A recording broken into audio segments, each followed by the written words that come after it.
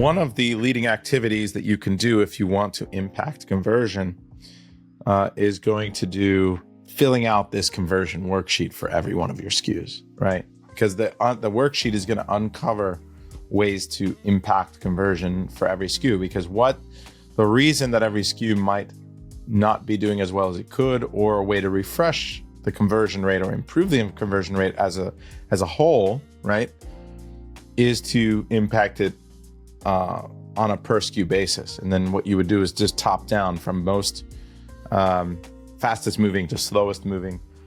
Maybe you could do it that way. All right, here's our listing optimization audit. And so the hot here would be to impact your conversion rate, average conversion rate of your products. And so what are the different things that drive conversion rate, right? Well, you have your image, your main image.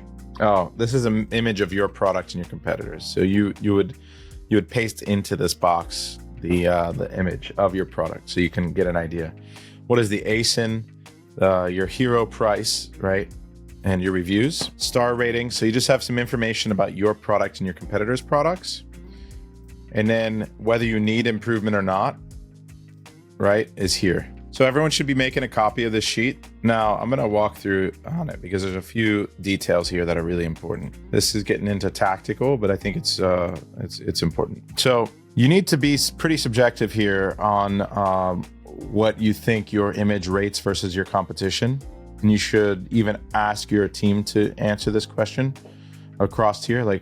And you could ask third parties too, like rate your listing, your main image from 1 to 10, and rate your competitors. But obviously content being a major driver, other things that are major drivers, I don't need to get into too many details here, but like, what do we have in the main image? Because there's different things you can have. So what you're trying to do is just check some boxes here. Do you have it or not have it, right? Do your competitors have the model, right? Or do they have the packaging and the product? Yes. Let's say that you only had the product, right? So what you would do is, okay, like that. So let's say you only had the product. But then the bestseller here has the packaging, the product, and the parts of it, right? So it's got like the packaging in the back, it's got what the full product looks like, and in front of the full product, it's got all the pieces that make up the full product, right? You've seen images like that on Amazon. Well, this would be a clear indicator that you need to probably test some main images, and then you could really see what a pattern looks like once you answer it for the 3 best competitors. And then if it needs improvement, you would say for sure, right? And then you have an action that your team can take, and then you forward this over to your team, the corresponding team. And then you repeat this for A+, secondary images, lifestyles, your infographics. Your A+ should include like about the brand, benefit to the buyer, include limited lifestyle elements, brand product carousels. Making sure that the model that you have for your product is actually the correct avatar is important. So different lifestyle images, and it has to make sense. If you're selling a product for, tall women and you've got a short man using the product, it's going to be weird. Or you have like a little kid using it, it's weird, right? So it doesn't convert. It actually is psychologically going to block sales. Hey, if you're enjoying this content, you're going to love the masterclasses that we host on a regular basis. We've got over 1,000 members in our private community, and over 400 of them are already doing over $1 million. We regularly host masterclasses with hundreds of students, and you can find out more below. Join us. So infographics, the same size is accurate, text is large and legible, ideas quick to understand. Anthony talks about a lot of this in the main masterclass. Coupon, cross-out pricing, climate-friendly badges. Some of these can be really good. If your competitors have these badges and you don't, that's important. If they have these coupons, cross-outs, they have all those extras and you don't, that's important to know because, that's impacting. And then variation strategies. So how are you showing that you have variations? Some listings allow you to have thumbnails, some don't. Do your competitors have it and you don't? Clear differentiation in styles and colors, so it's very easy to see which one is which. Do you have multi-packs, larger sizes? Related videos are all the brand.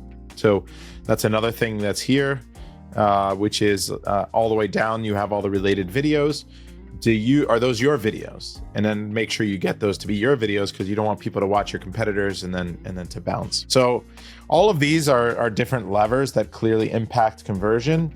And then once you compare yours to the top 3 competitors, you should have some actions here to improve your conversion rate. And so this is a worksheet that I'm going to include here in this class, because one of the hots you might choose would be to improve your conversion rate, right? So your ads, where's PPC? Oh, here, Amazon traffic, Amazon conversions. It's right here, sorry. Yeah. So you would want to improve this, right? So your Amazon conversion, and then that's your hot. So drivers and causes would be the content. All of those elements of that worksheet are basically your drivers and causes. And then the resources required would be better designers, better photo shoots, better design, time, maybe capital. You put all those things in your drivers and causes, and then your leading activity, boiling it all the way down into how do we determine and take the first step to determine what actions to take. What is that leading activity? Then it is going to be filling out that worksheet, right? And then previous to that, like we went through the hot for growing revenue, and growing revenue, the leading activity was doing research sheets, right? So like just researching products and doing it properly and understanding it really properly. So, and then reducing churn or return rate percentage, as Nikki pointed out, was to pull profitability reports and analyze them and really make sure that those profitability reports had so analyzing the profitability of every product. And then understanding how the return rate is impacting that net profitability for every SKU.